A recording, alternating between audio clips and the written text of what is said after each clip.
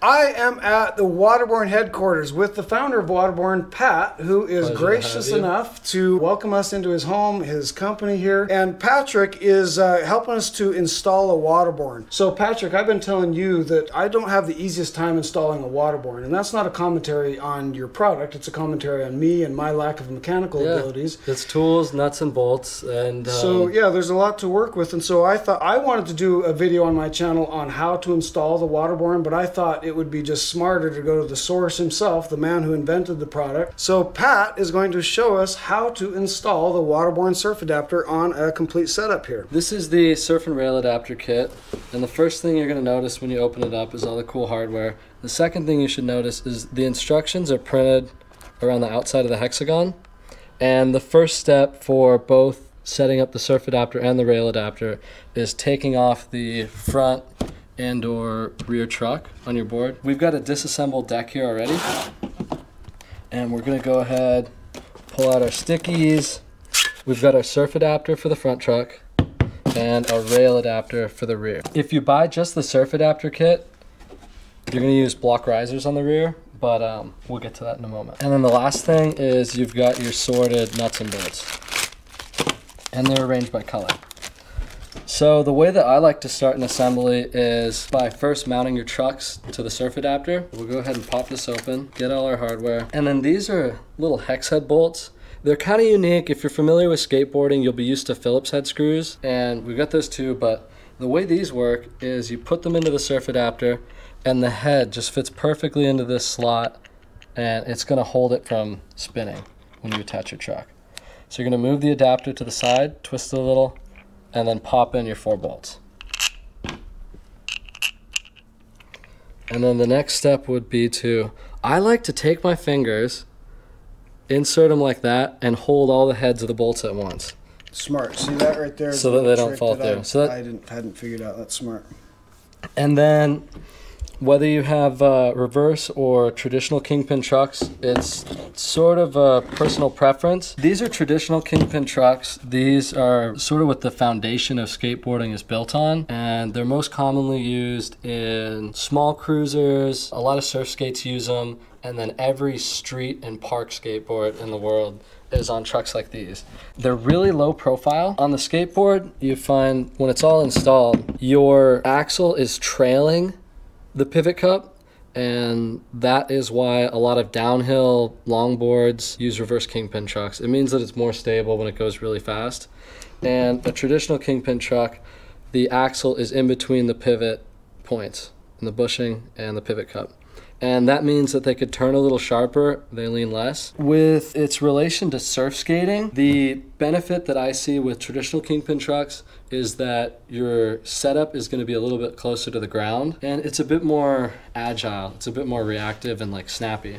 I find that reverse kingpin trucks, I like to use them on electric setups. They handle the speed really well, and they give you a lot more height between the deck and your wheel, so you could fit a bigger wheel. They could accommodate larger wheels without the use of risers. What do you recommend for most surf skaters, TKPs or reverse kingpins? I would say for most surf skaters, it's going to be the traditional kingpin truck. That's what most people use. They're unbelievably common. They're proven they work really well. Reverse kingpin offers some benefits that we see the value in, and that's why we offer them on our completes. And that would be my next question is, if that's the case, then why do you use RKPs on your completes? Because they support a larger wheel. For a lot of people, especially people new to skateboarding, wheel bite is like this looming, thing that could always jump out and hurt you. So we want that to be like a non-issue with our complete boards. You're gonna take your adapter with those 4 hex bolts slotted, and then you're just gonna drop it right on there onto your truck. And all the heads should still sit flush in there. If they're not, make sure, you could rotate them like so. Like say it's sitting outside the hole. Give it a little rotation so that it sinks down. We're making sure that the pivot cup is facing to the front of the platform. Super, super important. So with a reverse kingpin truck, your pivot cup needs to point forward. And same with the traditional kingpin truck, but a lot of people get tripped out by the nut on their truck and which way that should face. So another great rule of thumb is when you are adding this kit to an existing board, pull the trucks off and keep them in the same orientation that you pulled them off on. And you could also reference photos online, but just make sure that it's pointed the right way. And then you're just gonna quickly give each of these nuts a twist onto their bolt.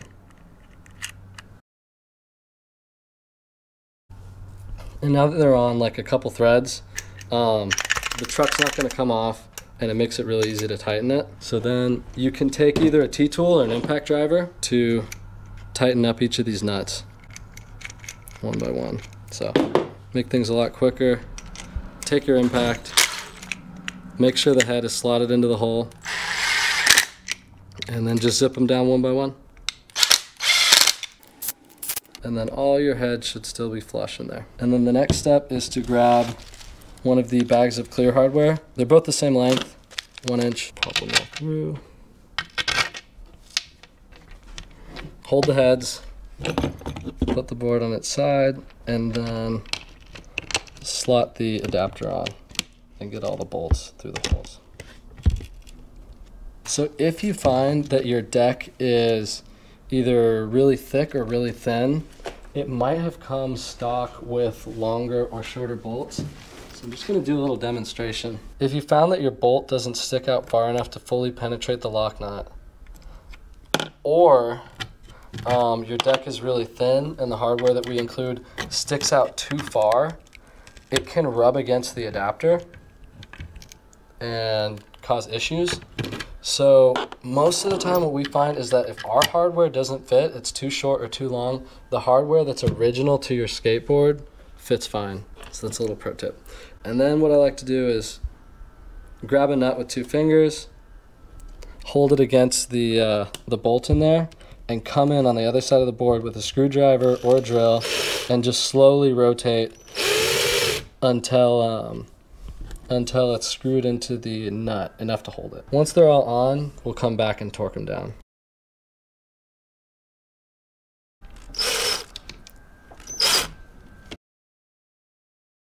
And then you could go in with a small wrench, 3/8 inch. That fits any standard skate hardware, and then torque them down.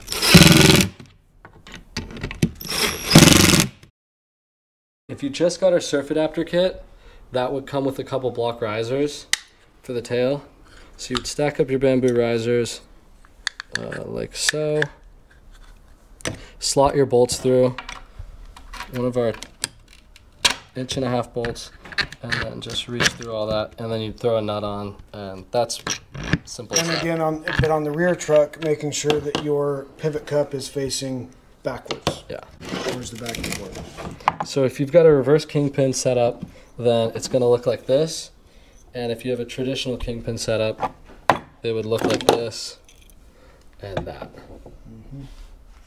Before we start installing the rail adapter, Pat, one question I have is how much leeway do you have to change these plates around to change the wheelbase?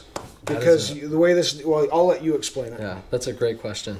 So the way that the rail adapter was engineered was to accommodate reverse kingpin trucks, which stick out far past their bolt holes. It is sort of asymmetrical. So it's meant to fit a truck this way. And then when you mount it to your deck, you'll find that it's going to bring your trucks closer together by about 1 inch. So this is intentional not just to accommodate large trucks, but also what the rail adapter is doing is it's taking the force that you're putting into your rear truck that would normally go into turning the truck, and it is making the rail adapter lean from rail to rail. And that means that your rear truck is doing a lot less turning and a lot more leaning.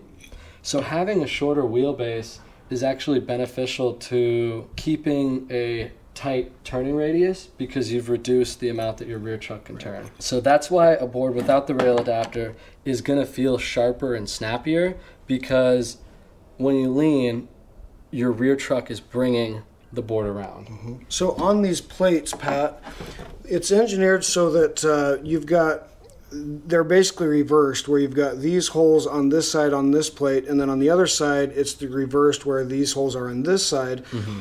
But if you turn this plate around, you widen the wheelbase, correct? Are there any issues with that? So if you turn it around, and some setups do require this, like there's a handful of electric boards that don't have clearance, or drop-down longboards where they don't have clearance to have all of this rail adapter sticking out towards the center of the board. The only issue that you're going to run into is, now that your hardware is stacked, when you pull the plates apart and you flip it around, what's going to happen is your pieces of hardware that mount the deck to the adapter and your truck to the adapter are going to be sort of facing each other, and as the rail adapter rotates, they can hit and pinch, and it can cause issues.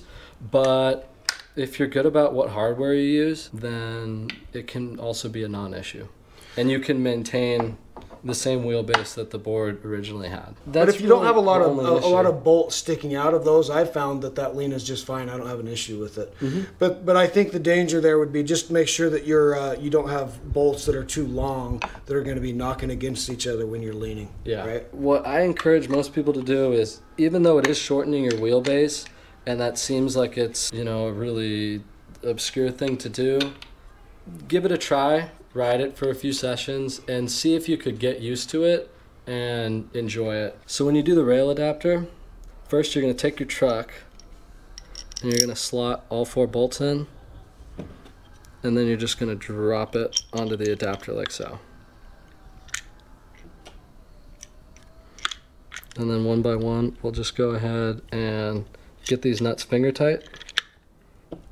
And this one's a lot easier because there's so much more space in here for your fingers. If you have really large fingers, particularly on the surf adapter, a pair of needle nose pliers will help. Just hold that nut in there steady and carefully rotate the bolt with like a screwdriver or your drill. And then I'm going to use the table to hold the assembly steady and just come in from above. It helps to have an extension, or if you're not lazy, just use a regular screwdriver that could reach it. But sometimes, you get caught at like a funny angle trying to get in here to tighten that bolt behind the axle. And then just like we did with the front truck, we'll go ahead and slot the hardware through, flip the board on its side, get the hardware finger tight, and then zip it down.